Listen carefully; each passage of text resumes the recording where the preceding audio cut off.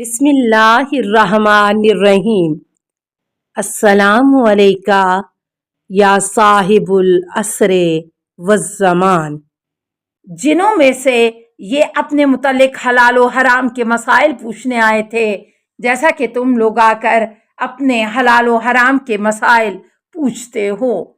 سوال: صدیر کہتے ہیں کہ امام محمد باقر علیہ السلام نے مجھے مدینہ میں کچھ کاموں کے لیے بھیجا۔ اسی اثناء میں کہ جب میں پہاڑی راستے سے روحا، یہ مکہ و مدینہ کے درمیان واقع ہے، کہ علاقے میں پہنچا۔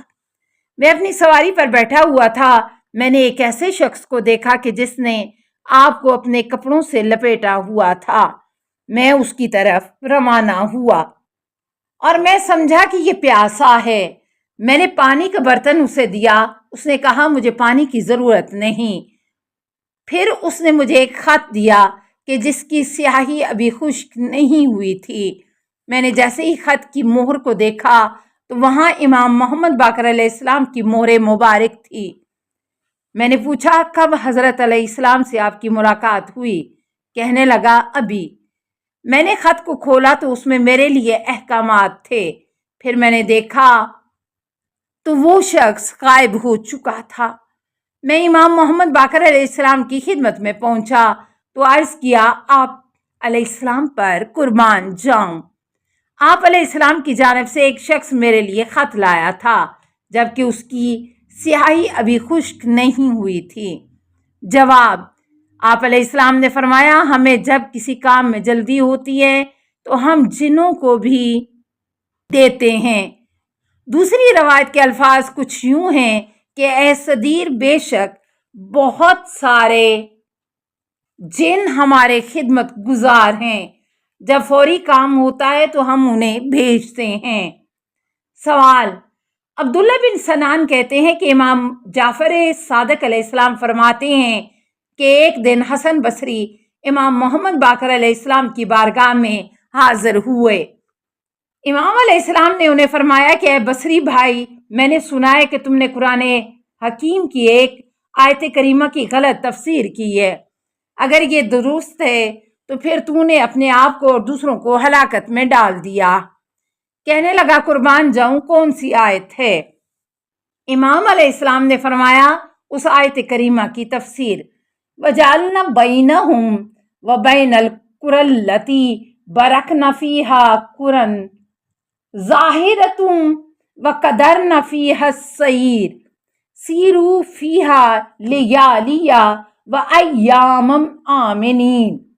اور جب ہم نے ان کے درمیان اور ان شہروں میں کہ جنہیں ہم نے برکت دے رکھی ہے کچھ نمایاں بستیاں قرار دیں اور ان کے درمیان سیر کو معین کر دیا۔ اور اب دن رات جب چاہو سفر کرو، محفوظ کرو۔ سورہ سبا 34 آیت نمبر 18۔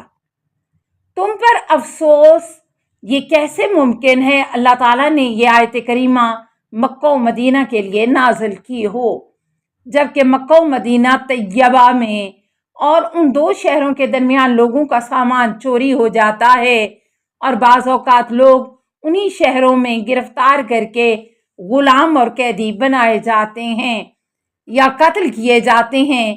اس کے بعد امام تھوڑی دیر خاموش رہے، پھر اپنے مبارک ہاتھ سے اپنے سینے کی طرف اشارہ کرتے ہوئے فرمایا ہم ہی وہ ہستیاں ہیں کہ جنہیں اللہ تعالیٰ نے مبارک قرار دیا۔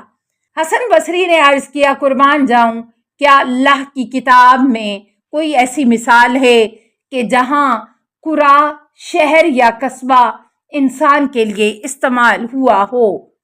امام علیہ السلام نے فرمایا جی ہاں، جیسا کہ ارشاد خداوندی ہے وَقَأَيٍّ مِّن قَرْيَةٍ عَتَتْ عَنْ أَمْرِ رَبِّهَا وَرُسُلِهِ فَحَاسَبْنَاهَا حِسَابًا شَدِيدًا وَعَذَبْنَاهَا عَذَابًا نُكْرًا۔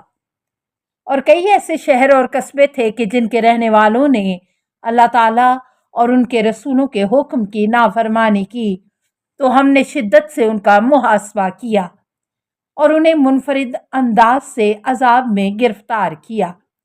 سورہ طلاق 65 آیت نمبر 8۔ یہاں قرآن کریم نے فرمایا کہ کئی شہروں نے حکم خدا کی نافرمانی کی۔ حسن بصری تم یہ بتاؤ کہ خداوند تعالیٰ کے حکم کی نافرمانی کس نے کی؟ کیا گھر اور دیواروں نے یا ان میں رہنے والے لوگوں نے؟ حسن بصری نے کہا وہاں رہنے والے لوگوں نے۔ پھر عرض کیا قربان جاؤں مزید وضاحت فرمائیے۔ امام علیہ السلام نے فرمایا اللہ تعالیٰ نے سورہ یوسف میں فرمایا وَاسْأَلِ الْقَرْيَةَ الَّتِي كُنَّا فِيهَا وَالْعِيرَ الَّتِي أَقْبَلْنَا فِيهَا، اور اس قصبے سے پوچھیں کہ جہاں ہم تھے اور اس قافلے سے کہ ہم جس میں آئے۔ سورہ یوسف 12 آیت نمبر 82۔ یہاں قصبے اور قافلے سے پوچھنے کا حکم ہے یا ان کے متعلق لوگوں سے؟ حسن بصری نے کہا قربان جاؤں اب مجھے ظاہری قصبے کے متعلق بتائیے۔ امام علیہ السلام نے فرمایا اس سے مراد ہمارے شیعہ ہیں، یعنی شیعہ علماء۔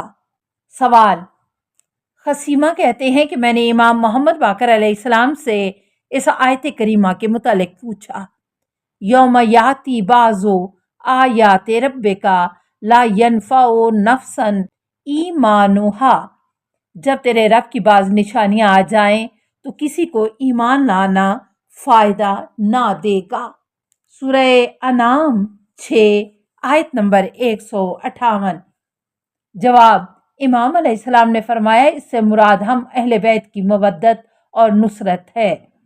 سوال: میں نے عرض کیا اللہ کے نزدیک کس چیز کی زیادہ اہمیت ہے، زبان سے، ہاتھ سے یا دل سے مدد کرنے کی؟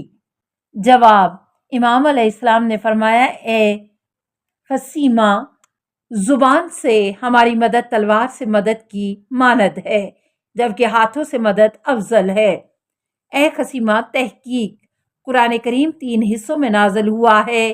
اس کا ایک حصہ ہم اہل بیت کی شان میں ہے، اس کا دوسرا حصہ ہمارے دشمنوں کے متعلق ہے، جبکہ اس کا تیسرا حصہ احکام اور واجبات پر مشتمل ہے۔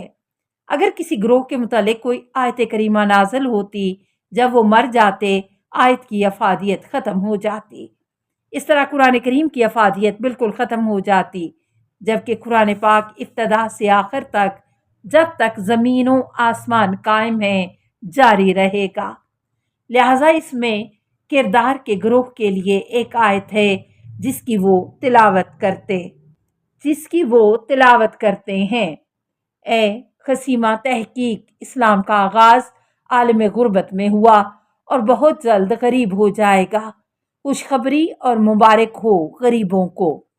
سوال: سلام کہتے ہیں کہ میں نے حضرت امام محمد باقر علیہ السلام سے اس آیت کریمہ کے متعلق پوچھا الذین یمشون علی الارض ھونا، سورہ الفرقان 25 آیت نمبر 63، اور وہ لوگ جو زمین پر آرام و سکون کے ساتھ بغیر تکبر کے چلتے ہیں۔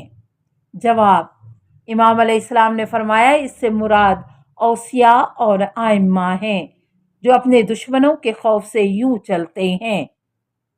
سوال: آبان کہتے ہیں کہ میں نے حضرت امام محمد باقر علیہ السلام سے اس آیت کریمہ کے متعلق پوچھا وما ادراک مل عقبۃ، پھر وہ گھاٹی پر سے کیوں نہیں گزرا؟ سورہ البلد 90 آیت نمبر 12۔ جواب: امام علیہ السلام نے ہاتھ مبارک کو اپنے سینے پر رکھا اور فرمایا ہم ہی وہ گھاٹی ہیں کہ جس کسی نے اس کو پکڑا وہ نجات پا گیا۔ پھر تھوڑی دیر خاموش رہنے کے بعد ارشاد فرمایا کیا تمہیں ایک ایسی بات بتاؤں جو تمہارے لیے دنیا اور ما فیہا سے بہتر ہو؟ پھر آپ علیہ السلام نے ایسی اور باتیں بیان فرمائیں۔ السلام علیکہ یا صاحب العصر والزمان، الامان الامان الامان من فتن الزمان، السلام علیکہ یا خلیفۃ الرحمن، السلام علیکہ یا امام الانس والجان، السلام علیکہ یا مظہر الایمان، السلام علیکہ یا شریک القرآن، السلام علیکہ یا قاطع البرہان۔ السلام علیکہ یا امام زماننا حاذا اجل اللہ فرجک وسہل اللہ مخرجک وظہور کا السلام علیکہ ورحمۃ اللہ۔ اللہم صلی علی محمد و آل محمد۔